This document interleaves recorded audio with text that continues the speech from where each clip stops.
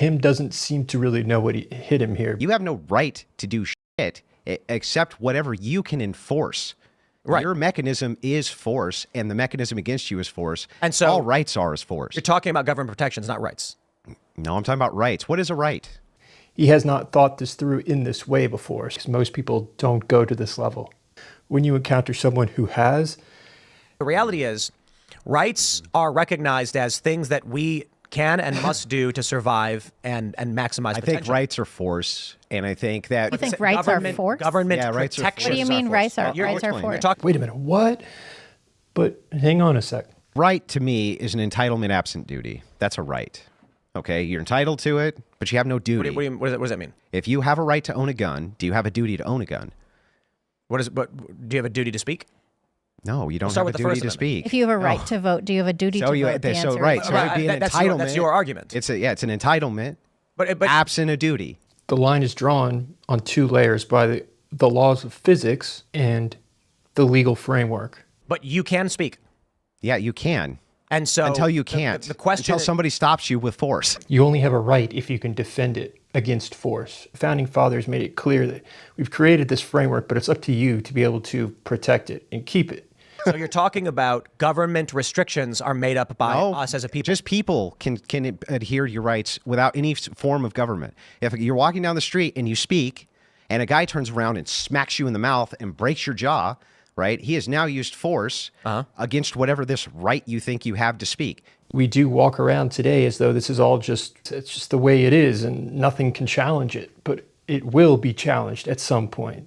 So it is an intrinsic moral function. Well, okay. Or intrinsic meaning what? Meaning, if again, I'll try to explain. If you're born and you live in the middle of the woods, there are things you can do. You can hunt for food, you can defend yourself, you can speak freely. But because you can do something doesn't mean you have the right to do it. Yeah, but what makes it an intrinsic right to be able to do? Like, where does this idea come from other than you axiomatically kind of just say, you say because I can do something, I have the right to do something? It's part of a evolutionary biological structure that resulted in the survival of humanity. Okay, then why do other countries not reflect that evolutionary biological structure with the same rights? So if I grab a spear and I can stab somebody with it, I have a right to? The legal framework is what prevents you from being able to stab the person with the spear. No, that's attacking somebody. That's violating. Yeah, but other than an axiom of you shouldn't do that because I just don't feel like you should, what makes it intrinsic that I don't do that?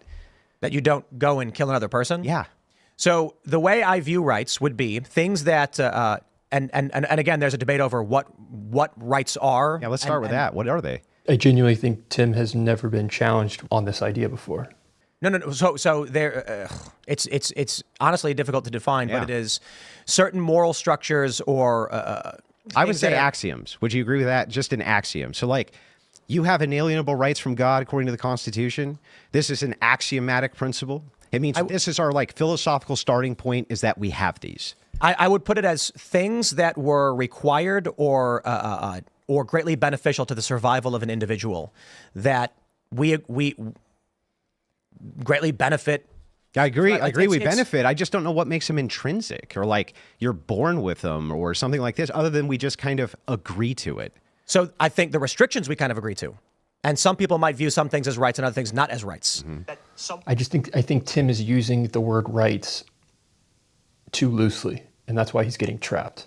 Yeah, but when I'm asking you this question, right, I'm asking the foundation from which you say, I have the right to speak or write. We need to be able to in order to this. Survive.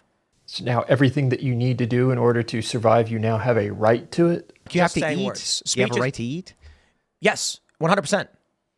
Really? You have a right to do that? Why do we have to then go pay for food? I'm asking what makes them intrinsic. When you say I have a right to eat, okay? If you don't, you'll die. If you have if that guy has all the food over there, you no longer have a right to eat. We're not talking about your right to steal from others. If you are standing in the woods by yourself, eat that mushroom. Okay, got it. You can eat the mushroom. But what makes it a right to eat that mushroom, and what makes it not a right for a guy standing next to the mushroom to say, I have a gun and I don't want you to eat that mushroom? You're now once again talking about laws and restrictions.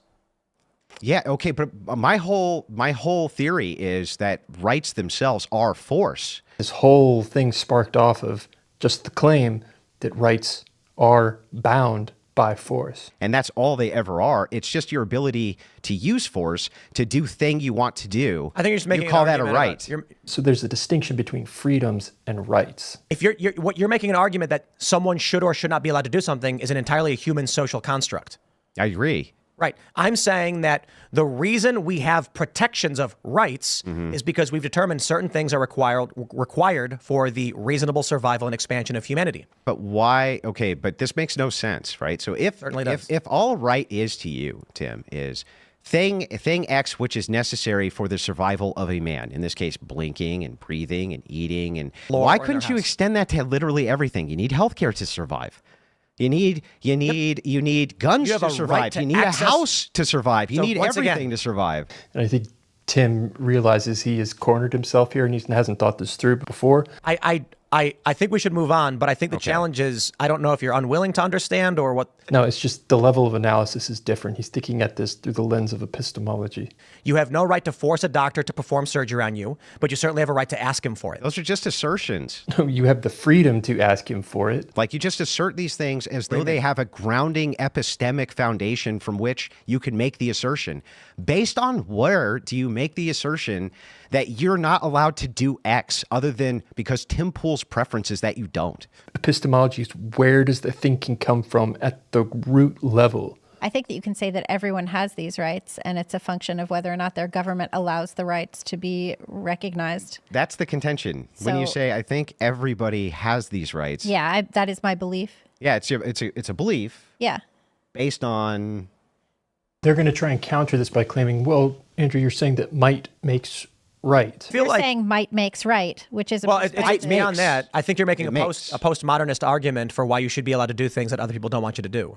It gets really interesting when Tim Pool tries to accuse Andrew Wilson of postmodernism. I think you're making a postmodernist argument for why you should be allowed to do things that other people don't want you to do.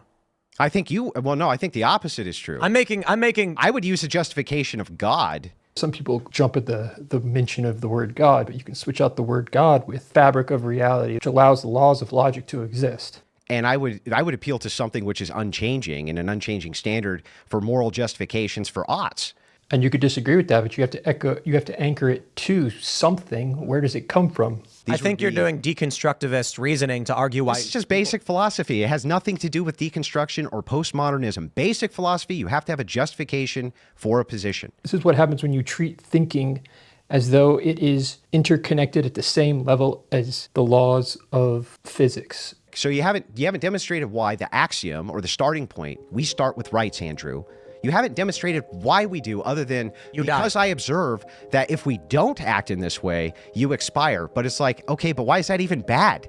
Like, why is that even a bad thing? Why is it bad that humans cease to exist? Yeah, why would that even be a bad thing from the worldview of rights? And many people stop right there at that level because it seems so obvious. Like, oh, okay, if you don't have this right, you die. But you haven't justified why that's even a bad thing. Because humans exist through a pattern of evolution towards, or creation, whichever you decide, to be fruitful. Dinosaurs becoming extinct, why is that worse than human beings becoming extinct? Do you see where he's going with this? Either from an evolutionary standpoint, humans developed to inherit certain requirements to function efficiently.